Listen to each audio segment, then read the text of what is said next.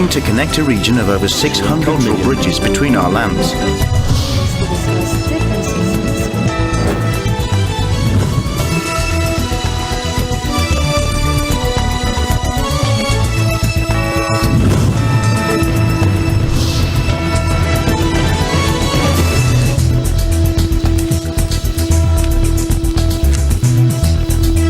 Good evening, I'm Alma Angeles, and you're watching ASEAN in Focus on tonight's headlines. President Marcos Jr. delivers a powerful message emphasizing the need for the association of Southeast Asian nations, or ASEAN, to safeguard the international peace order. He also calls for unity in the face of hegemonic ambitions and the use of force in the South China Sea.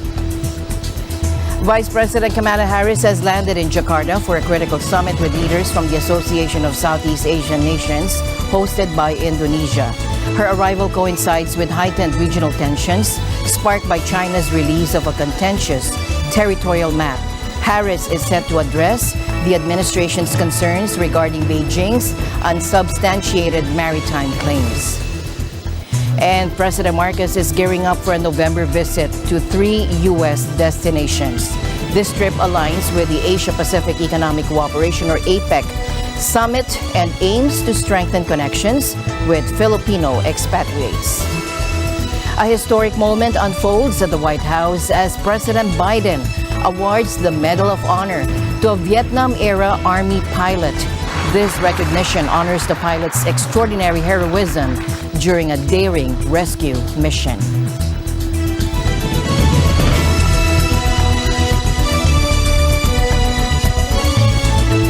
First in our news, President Marcos Jr. emphasized that the Association of Southeast Asian Nations, or ASEAN, should safeguard the international peace order from being influenced by hegemonic ambitions and the use of force in the South China Sea.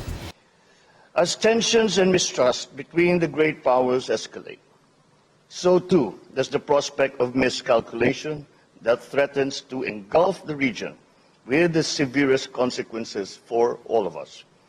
It is imperative that we leverage the ASEAN regional architecture to serve as a diplomatic bridge that promises mutual understanding, strategic trust, and peaceful settlement of disputes. The challenge for us remains that we must never allow the international peaceful order to be subjected to the forces of might applied for a hegemonic ambition.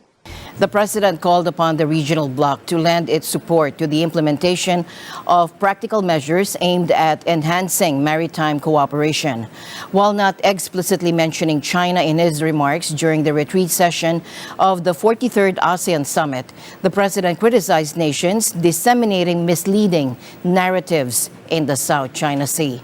Our vision for the South China Sea is a sea of peace, stability, and prosperity. Today, sadly, this remains a distant reality. For our part, the Philippines will continue to work with all the countries to foster a rules-based international order. We remain committed to the peaceful resolution of disputes in the South China Sea in accordance with international law. We will continue to uphold and exercise freedom of navigation and overflight in the South China Sea in accordance with international law, including, of course, the 1982 UNCLOS. The president criticized nations disseminating misleading narratives in the South China Sea. The Philippines firmly rejects misleading narratives that frame the disputes in the South China Sea solely through the lens of strategic competition between two powerful countries.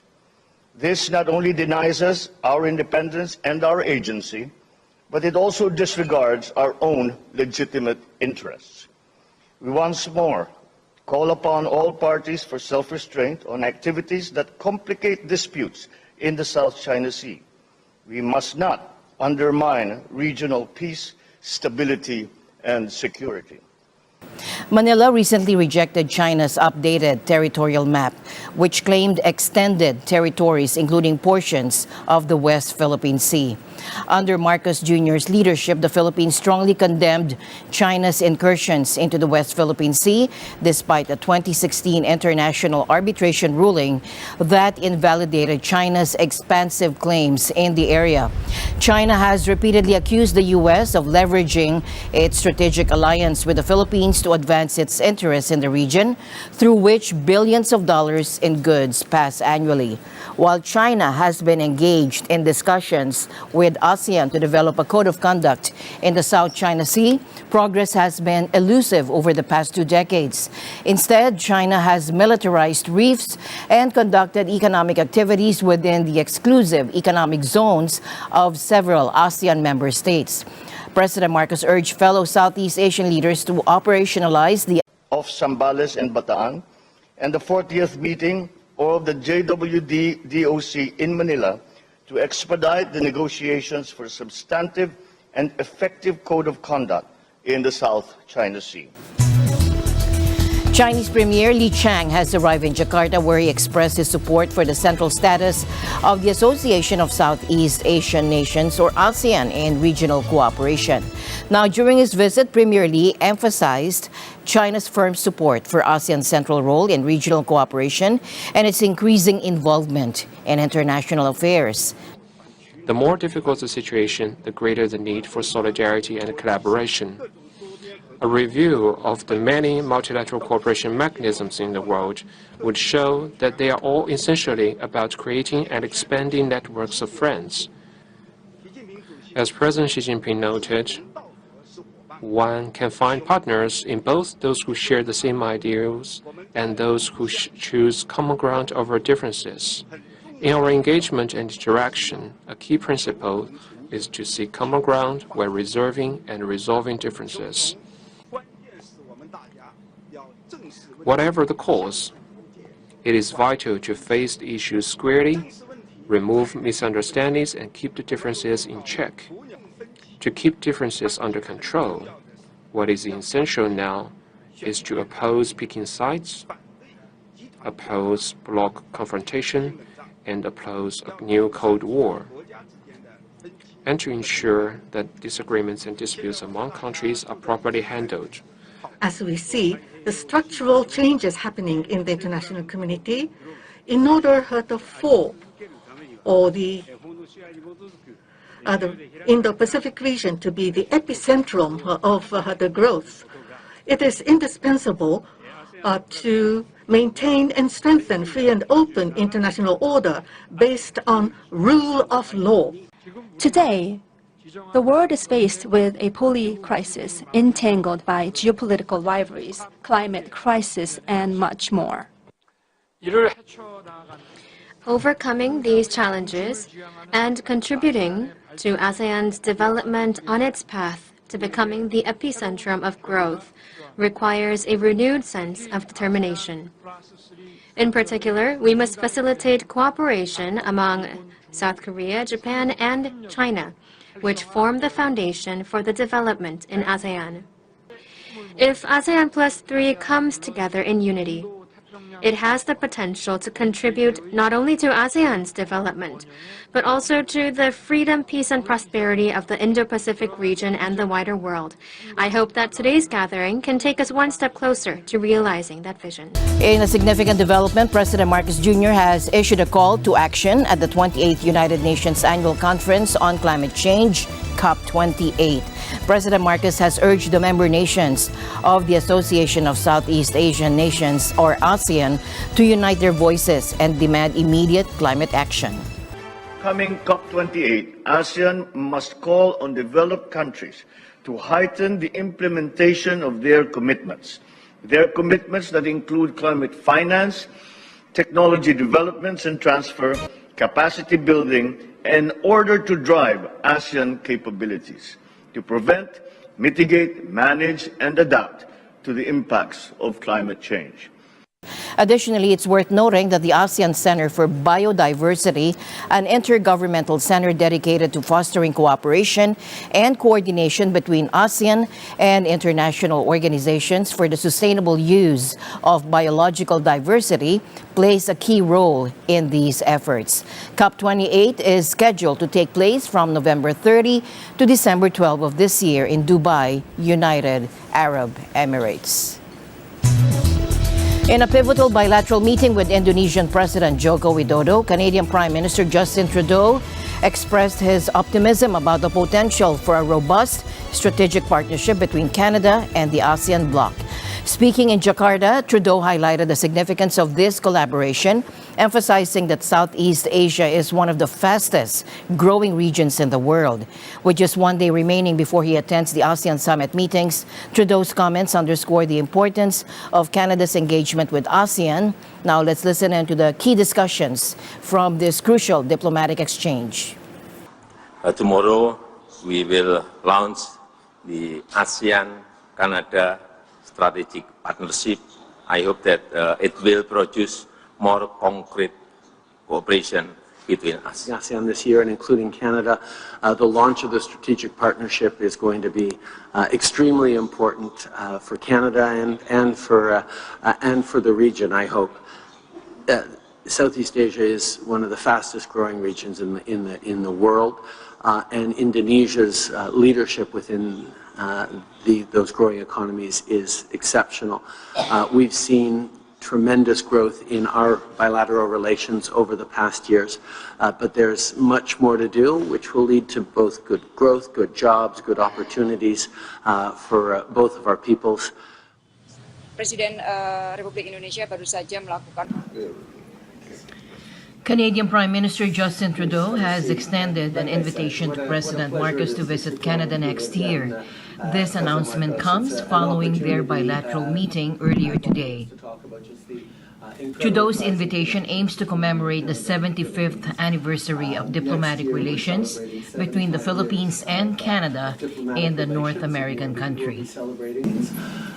Next year we're celebrating 75 years of diplomatic relations, and we'll be celebrating. But the reality is the trade ties, the economic ties between our countries continue to grow. The opportunities for investment, the flow of people back and forth as well is incredibly strong. The Filipino-Canadian diaspora is incredibly important to all of us, and they're vibrant and contributing tremendous amounts to our country, and through a range of things, particularly on small businesses, which is why I'm pleased to have the first Filipino-Canadian Minister of Small Businesses. Your shift in terms of outlook towards Asia Pacific, Indo-Pacific now, is significant, and shows really where how the economies are evolving. Again, the partnerships have become so important, and I hope that I cannot see. I need not hope, because I am very optimistic about the future, and I cannot see any obstacles to a continuing and deepening relations between our two countries. Talk about the way of the world. I was in a wonderful celebration for Filipino independence, a big street parade. It was so much fun. But the thing that is perhaps different than many other places where the Filipino community is strong around the world is they're full Canadians as well as being proud Filipinos, and being able to be Canadian and Filipino and have no contradiction between that, and still keep all the ties to the old country, all the connections, all the pride and identity, and have that added to all of Canada is a wonderful thing. ASEAN has pledged to strengthen its cooperation with the Indian Ocean Rim Association, or IORA, represented by Bangladesh, and the Pacific Island Forum, or PIF, chaired by Cook's Island. We must work together to prevent this region from becoming the theater of rivalries among great powers. We don't want our regions to become the extended battleground of conflict in other regions. And this can only be done if we subscribe the same values and principles. This commitment was formalized through the signing of a memorandum of understanding during the side event of the ASEAN ministers meeting. The MOU outlines specific areas of focus for their enhanced cooperation, including maritime affairs, connectivity, sustainable development goals, the blue economy, green economy, digital economy, and disaster management. We are also prioritizing people-to-people exchanges, disaster risk reduction, humanitarian assistance, and the development of digital and green economies. This collaborative effort aims to harness the combined strengths of these organizations for the benefit of the entire region. I hope that this spirit of cooperation and momentum of collaboration among the IRA and the ASEAN members will be augmented in the upcoming days and years. Vice President Kamala Harris has landed in Jakarta for a crucial summit with leaders from the Association of Southeast Asian Nations, or ASEAN, hosted by Indonesia, which currently chairs the 10-nation bloc. Now, her arrival comes at a time of heightened regional tensions, primarily triggered by China's release of a contentious territorial map, provoking objections from India, Vietnam, Taiwan, Malaysia, and the Philippines. During her meetings with ASEAN leaders, Harris is expected to address what the administration has referred to as Beijing's unsubstantiated maritime claims. And our alliances and partnerships support the security and prosperity of the United States and ASEAN. For example, Mr. President, as you mentioned, the flow of commerce between Southeast Asia and the United States supports more than 600,000 American jobs. And US-ASEAN economic cooperation represents a huge opportunity for growth for both of our markets. And the defense and deterrence commitments of the United States and our security presence in the Indo-Pacific help protect our homeland and ensure regional stability. It is therefore in our vital interest to promote a region that is open, interconnected, prosperous, secure, and resilient. Colleagues, ASEAN is at the center of America's commitments to the Indo-Pacific. As the United States Indo-Pacific strategy makes clear, we are committed to ASEAN centrality. And I am pleased that our collective vision for the Indo-Pacific is in strong alignment. We have a shared commitment to international rules and norms. More broadly, in a demonstration of the enduring and important relationship between the United States and Southeast Asia. Since President Biden and I took office, we have expanded US-ASEAN ties. To that end, we have upgraded the relationship to a comprehensive strategic partnership.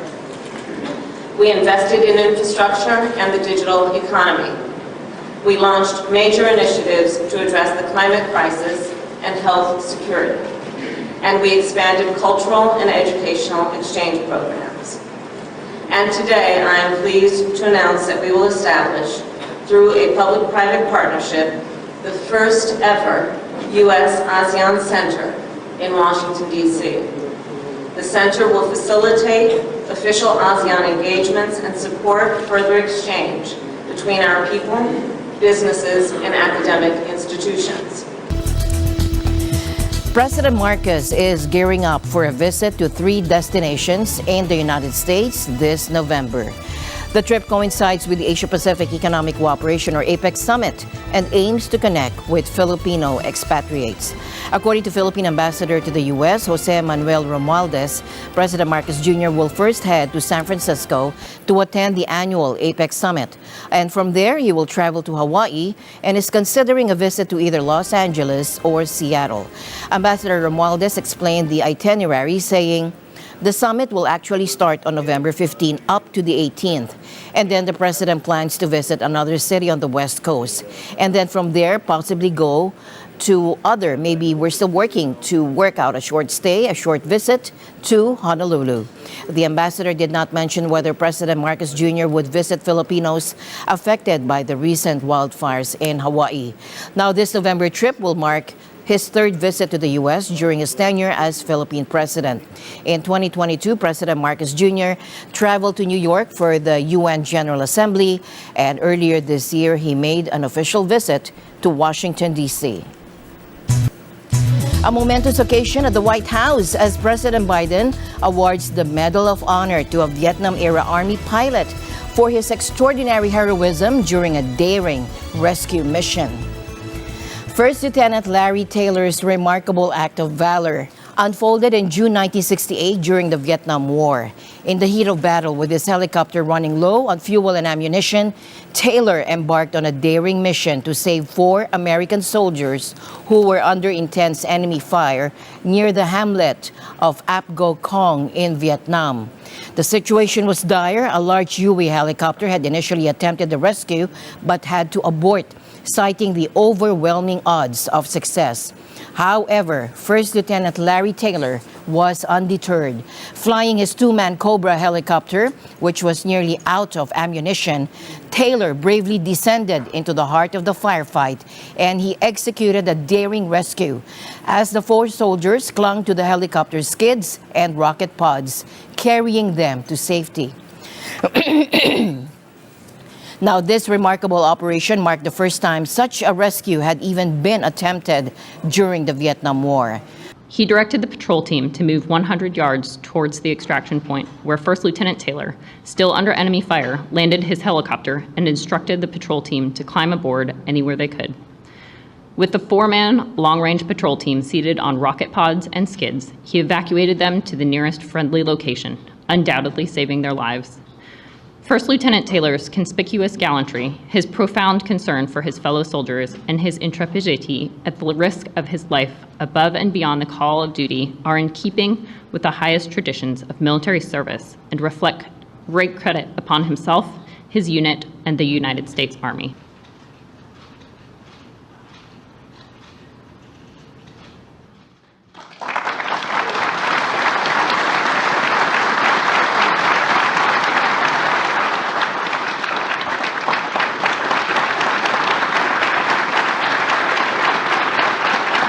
As my usual habit, I'd like to end the day on a positive note. Let's encourage and build each other up so that no one is left behind. And that's it for tonight's broadcast. I'm Alma Angeles. Stay in the news because we live in extraordinary times. Good night.